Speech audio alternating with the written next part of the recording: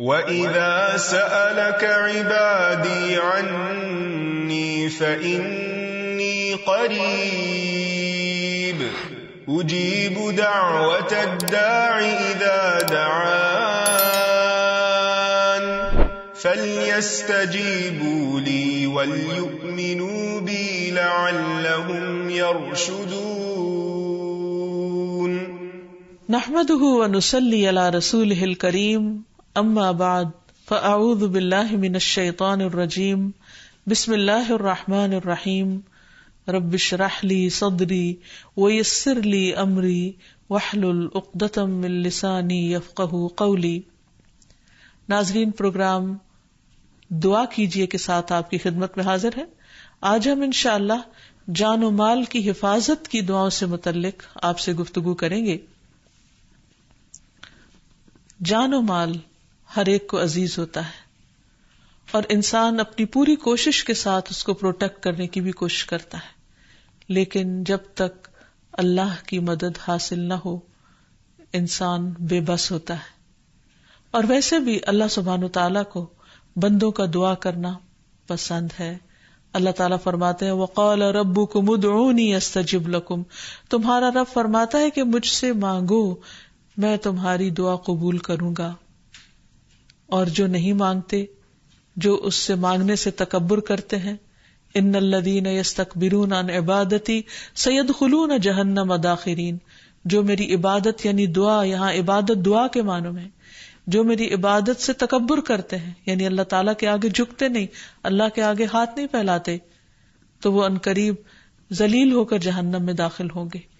تو گویا دعا جہاں افضل عبادت ہے، وہاں پر دعا نہ کرنا، اللہ تعالیٰ سے ناراض ہونا اور اللہ تعالیٰ سے منہ موڑنا، یہ تکبر کی علامتیں ہیں جو بالآخر انسان کی ذلت کا سبب ہے۔ اور پھر دعا کرتے وقت اللہ سبحانہ تعالیٰ کی حمد و ثنا، اللہ تعالیٰ کی تسبیح کرنا۔ دو کلمات اللہ تعالیٰ کو بہت پیارے ہیں، میزان میں بہت بھاری ہیں، لیکن زبان پہ بہت ہلکے ہیں، اور وہ ہے سبحان اللہ و بحمدہ سبحان اللہ العظیم۔ انسان کئی بار ان کلمات کا ورد کرے، اس کے بعد درودشریف پڑھے، اور پھر اللہ تعالیٰ سے جو بھی اس کی حاجت ہے یا اپنی جان مال کے بارے میں جس قسم کا بھی خوف اس کو لاحق ہے، وہ اپنے رب کے سامنے عرض کرے اور اس سے حفاظت کی دعا کرے، تو اللہ تعالیٰ اس کو محفوظ کر دے گا انشاءاللہ۔ جہاں تک جان و مال کی حرمت کا تعلق ہے تو اس بارے میں ہمارے دین نے بہت واضح ہدایات دے رکھی ہیں۔ رسول اللہ صلی اللہ علیہ وسلم نے فرمایا، ایک مسلمان کی ہر چیز دوسرے مسلمان پر حرام ہے، اس کا خون اور اس کا مال اور اس کی عزت، یعنی عزت و آبرو بھی جان و مال کی طرح حرام ہے کہ انسان اس کو کوئی نقصان پہنچائے یا داغدار کرے۔ حجۃ الوداع کے موقع پر نبی صلی اللہ علیہ وسلم ہزاروں لوگوں کے بیچ میں ان سے پوچھتے ہیں کہ لوگوں بتاؤ آج کون سا دن ہے، یہ کون سا شہر ہے، اور آج کون سا مہینہ ہے؟ تو نبی صلی اللہ علیہ وسلم نے فرمایا یہ حرمت والا دن ہے، حرمت والا مہینہ ہے اور حرمت والا شہر ہے، لیکن یاد رکھو کہ بے شک اللہ نے تمہارے خون، تمہارے مال اور تمہاری عزتیں آپس میں تمہارے لیے اسی طرح حرام کر دی ہیں جیسے تمہارے اس دن، تمہارے اس مہینے، تمہارے اس شہر کی حرمت ہے۔ سوچئے اگر ہمارا رویہ دوسرے مومنوں کے ساتھ ایسا ہی ہو جائے جیسے ہمارا ان مقدس مقامات کے ساتھ ہے، تو پھر ہمارے آپس کے معاملات کس قدر خوشگوار ہو سکتے ہیں۔ ایک اور موقع پر نبی صلی اللہ علیہ وسلم نے مومن کی حرمت کعبے کی حرمت سے 3 گنا زیادہ بتائی۔ عبداللہ بن عباس فرماتے ہیں کہ رسول اللہ صلی اللہ علیہ وسلم نے کعبہ کی طرف دیکھا اور فرمایا، اے گھر تجھے مرحبا ہو، ویلکم، تو کتنا عظیم ہے، تیری حرمت کتنی عظیم ہے، لیکن ایک مومن کی حرمت اللہ کے ہاں تیری حرمت سے زیادہ عظیم تر ہے۔ یعنی اس جگہ کو اللہ نے بے شک اپنا گھر قرار دیا، لیکن مومن کی عزت کو اس سے بھی زیادہ اہم قرار دیا۔ بے شک اللہ نے تیری ایک چیز حرام کی اور مومن کی 3 چیزیں حرام کی، اس کا خون، اس کا مال، اور یہ کہ اس کے بارے میں برا گمان کیا جائے۔ یعنی کہاں یہ کہ اس کے خلاف بدزبانی کی جائے، تہمت یا الزام تراشی کی جائے، اس کے بارے میں برا سوچنا بھی اس کی عزت کے منافی ہے۔ پھر اسی طرح جہاں تک مومن کی جان کی حرمت کا تعلق ہے تو رسول اللہ صلی اللہ علیہ وسلم نے فرمایا، اگر تمام آسمانوں اور زمین والے کسی مومن کے قتل میں شریک ہوں تو اللہ تعالیٰ ان سب کو جہنم میں دھکیل دے گا۔ یعنی اللہ سبحانہ وتعالیٰ کے نزدیک ایک مومن کی جان اتنی قیمتی ہے۔ اسی طرح آپ صلی اللہ علیہ وسلم نے یہ بھی فرمایا کہ اس ذات کی قسم جس کے قبضے میں میری جان ہے، مومن کا قتل کرنا اللہ کے نزدیک تمام دنیا کے تباہ ہونے سے زیادہ ہے۔ یعنی پوری دنیا کا زوال ایک طرف اور ایک مومن کی جان لینا ایک طرف۔ یعنی اللہ سبحانہ تعالیٰ پھر ایسے شخص کو کیسے چھوڑے گا، کیسے معاف کرے گا جو اتنی بڑی حرمت کو پامال کر دے۔ ایسا شخص اللہ کے ہاں انتہائی مبغوض اور ناپسندیدہ ہے جو کسی کی جان لے ناحق۔ اور پھر جان کے علاوہ مال کی حرمت، اسی لیے چوری کو حرام قرار دیا گیا اور چور کے ہاتھ کاٹنے کا حکم دیا گیا تاکہ لوگوں کے مال محفوظ رہ سکیں۔ رسول اللہ صلی اللہ علیہ وسلم نے فرمایا، کسی شخص کے لیے اپنے کسی بھائی کا مال ناحق لینا جائز نہیں۔ یہ اس لیے ہے کیونکہ اللہ نے ایک مسلمان پر دوسرے مسلمان کا مال حرام قرار دیا ہے، حتیٰ کہ ہنسی مذاق میں بھی کسی کے مال لینے کی اجازت نہیں، حتیٰ کہ ہنسی مذاق میں بھی اپنے بھائی کا مال ہتھیانے کی ممانعت ہے۔ رسول اللہ صلی اللہ علیہ وسلم نے فرمایا، تم میں سے کوئی شخص اپنے بھائی کی کوئی چیز ہرگز نہ لے، نہ مذاق میں نہ حقیقتاً۔ پھر اسی طرح لوٹ مار کرنے کی ممانعت ہے۔ پھر کسی کا ایک لقمہ بھی ناحق نہیں کھانا چاہیے، کیونکہ ایسا کرنا اللہ سبحانہ تعالیٰ کے نزدیک سخت ناپسندیدہ ہے۔ فرمایا، جس نے کسی مسلمان کا ناحق ایک لقمہ کھایا ہو، یعنی اس کی مرضی کے بغیر، اور فرمایا کہ ایک مرتبہ بھی کھایا تو اللہ تعالیٰ اسے اتنا ہی جہنم کا کھانا کھلائیں گے۔ اس لیے اس معاملے میں بہت احتیاط کی ضرورت ہے اور ہر طرح کی خیانت سے بچنا چاہیے۔ آپ صلی اللہ علیہ وسلم نے فرمایا، مسلمان کی گمشدہ چیز آگ کی لپٹ ہوتی، یعنی بجائے اس کے کہ انسان اسے اس کے اصل مالک تک پہنچائے، اسے اگر ہڑپ کر جائے تو یہ ایک بہت بڑا ظلم ہے۔ پھر اسی طرح یہ ہے کہ جان و مال کے تحفظ کے اسباب بھی ہمیں بتائے گئے کہ کس طرح اس کو محفوظ کیا جائے۔ اس میں اگر کوئی شخص اپنی جان اور مال کی حفاظت کرتے ہوئے اپنی جان بھی دے دیتا ہے تو اس کو شہادت کا مقام دیا گیا۔ رسول اللہ صلی اللہ علیہ وسلم نے فرمایا، جو شخص اپنے مال کی حفاظت کرتے ہوئے مارا جائے، یعنی اس سے یہ پتہ چلتا ہے کہ مال کی حفاظت ضروری ہے، اگر اس کی حفاظت کرتا ہوا مارا جائے تو وہ شہید ہے۔ جو شخص اپنے اہل خانہ کی حفاظت کرتا ہوا مارا جائے وہ بھی شہید ہے، اور جو اپنے دین کی حفاظت کرتا ہوا مارا جائے وہ بھی شہید ہے، اور جو اپنی جان کی حفاظت کرتے ہوئے، یعنی کوئی اسے قتل کرنا چاہ رہا ہے اور وہ اپنے آپ کو بچا رہا ہے لیکن پھر بچتا نہیں اور مارا جاتا ہے تو وہ بھی شہید ہے۔ اس سلسلے میں ایک اہم بات یہ بھی ہے کہ انسان اپنی طرف سے سارے احتیاطی تدابیر اختیار کرنے کے بعد اللہ سبحانہ وتعالیٰ پر بھروسہ کرے اور اپنے آپ کو اللہ کے سپرد کرے۔ نہ صرف یہ کہ اپنے آپ کو بلکہ اپنے اہل و عیال کو، اپنے اہل خانہ کو، جو موجود ہوں، حاضر ہوں اور جو سفر پر جا رہے ہوں، سب کو۔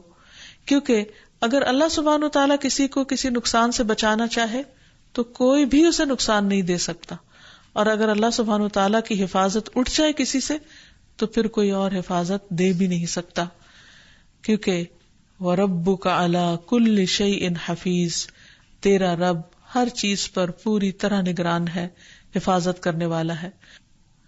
اور جہاں تک حفاظت کرنے کا تعلق ہے تو اللہ سبحانہ وتعالیٰ اپنی تمام مخلوق کی حفاظت فرماتا ہے، جیسا کہ آیت الکرسی میں بیان کیا گیا، وَلَا يَئُودُهُ حِفْظُهُمَا وَهُوَ الْعَلِيُّ الْعَظِيمُ، اور اسے ان دونوں کی حفاظت نہیں تھکاتی اور وہی سب سے بلند اور سب سے بڑا ہے۔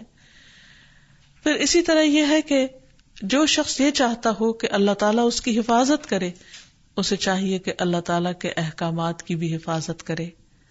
عبداللہ بن عباس کو نبی صلی اللہ علیہ وسلم نے کچھ باتیں سکھائی تھی تو آپ نے فرمایا تھا کہ اے بیٹے، احفظ اللہ یحفظک، تم اللہ کی حفاظت کرو، یعنی اللہ تعالیٰ کے احکامات کی، حدود کی حفاظت کرو تو اللہ سبحانہ و تعالیٰ تمہاری حفاظت فرمائے گا۔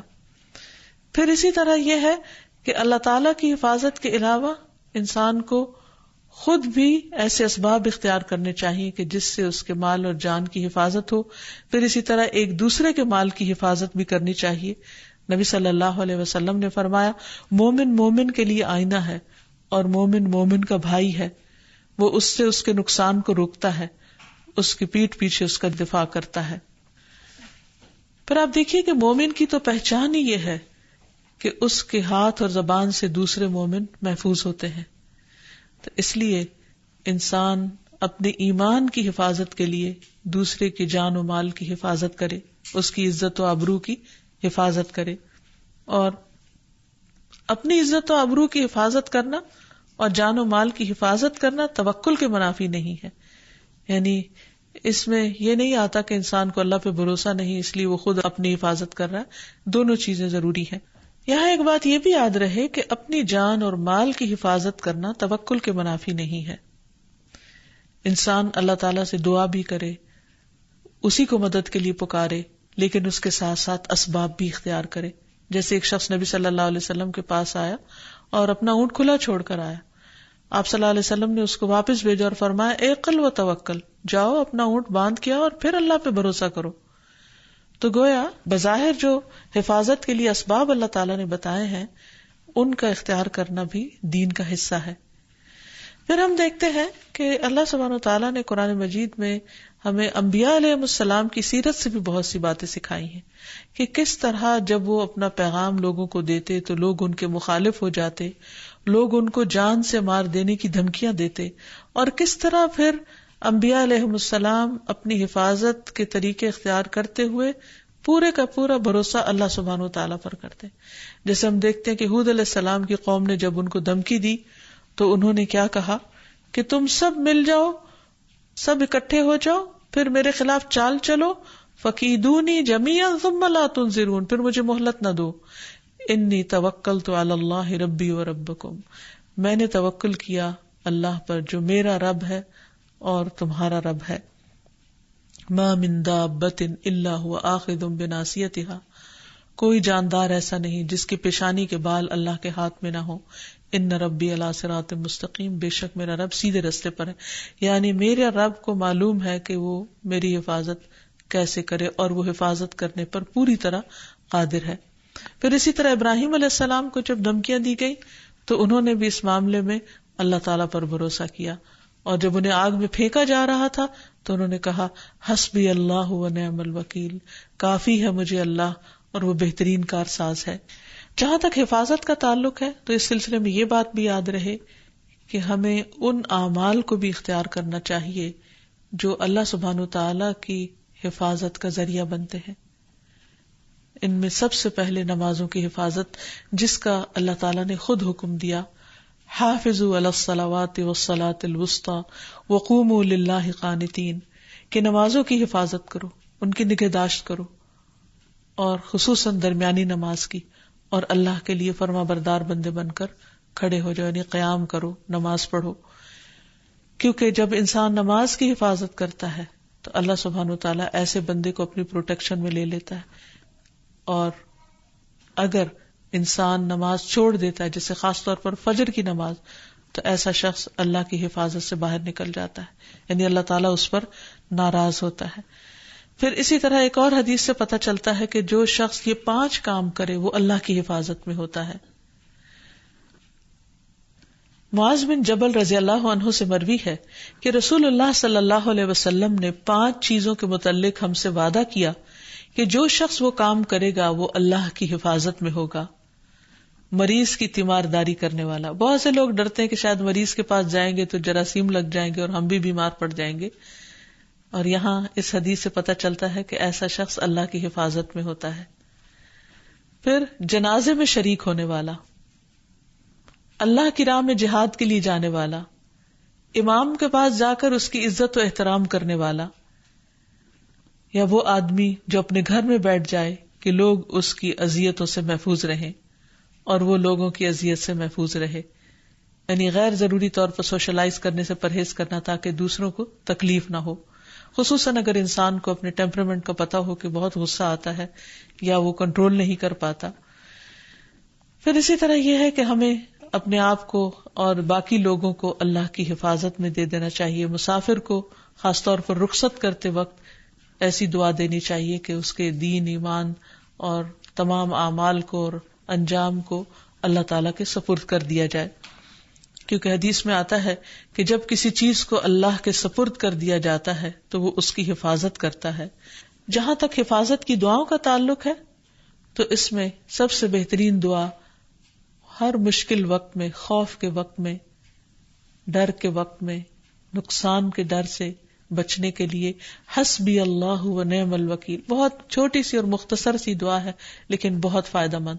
ابراہیم علیہ السلام کو جب آگ میں پھینکا جا رہا تھا تو اس وقت انہوں نے یہ دعا پڑھی تھی اور آگ ان کے لیے گلو گلزار بن گئی.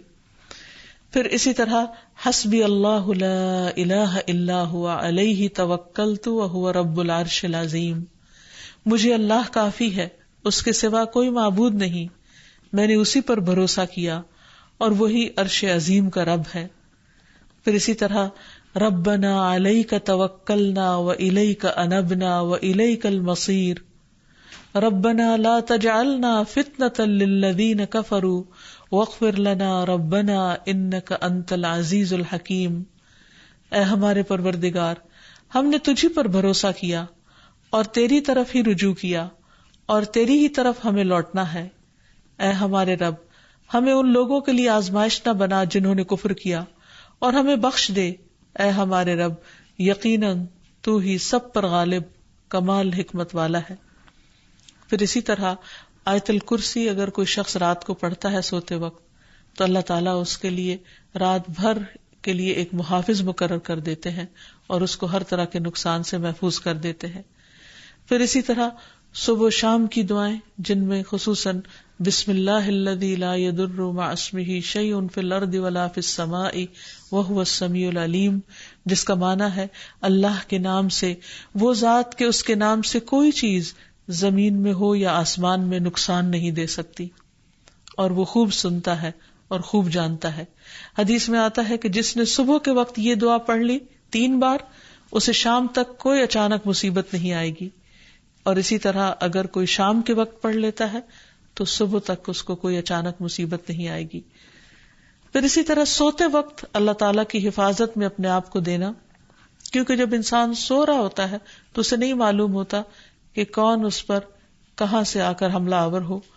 اس لیے یہ دعا بہت مفید ہے. اللہم انت خلقت نفسی وانت توفاها لک مماتها ومحیاها ان احییتها فاحفظها وان امتها فاغفر لها اللہم انی اسألک العافیہ. اے اللہ، تو نے میری جان کو پیدا کیا اور تو ہی اس کو فوت کرے گا. تیرے لیے ہی اس کا مرنا اور زندہ رہنا ہے. اگر تو اس کو زندگی عطا کرے تو اس کی حفاظت کرنا اور اگر موت دے تو بخش دینا. اے اللہ، میں تجھ سے عافیت کا سوال کرتا ہوں. اسی طرح ایک اور دعا سوتے وقت وہ بھی حفاظت کی ہے. بسمک ربی وضعت جنبی وبک ارفعہ ان امسکت نفسی فارحمها وان ارسلتها فاحفظها بما تحفظ به عبادك الصالحین. اے میرے رب، تیرے نام سے میں نے اپنا پہلو رکھا اور تیرے ہی نام سے اٹھاؤں گا. اگر تو نے میری جان کو روک لیا یعنی اپنے پاس فوت کر دیا تو تو اس پر رحم کرنا، اور اگر چھوڑ دیا یعنی زندگی باقی رکھی تو تو اس کی حفاظت کرنا جس طرح تو صالح بندوں کی حفاظت کرتا ہے. اور پھر سفر کرتے وقت انسان اگر کسی بھی بستی میں اترے یا کہیں پر بھی رکے اور یہ دعا پڑھے تو وہ محفوظ رہے گا. نبی صلی اللہ علیہ وسلم نے ہی یہ دعا سکھائی ہے، اعوذ بکلمات اللہ التامات من شر ما خلق. اور 3 دفعہ اگر انسان یہ پڑھ لیتا ہے تو ہر طرح کے شر سے محفوظ ہو جاتا ہے. اس کا مطلب ہے میں پناہ مانگتا ہوں اللہ کے تمام کلمات کے ساتھ ہر اس چیز کے شر سے جو اس نے پیدا کی. تو اللہ تعالیٰ سے دعا ہے کہ وہ ہم سب کے جان و مال کی حفاظت کرے اور ہمیں ہر طرح کے شر سے محفوظ رکھے. وآخر دعوانا ان الحمد للہ رب العالمین. السلام علیکم ورحمۃ اللہ وبرکاتہ.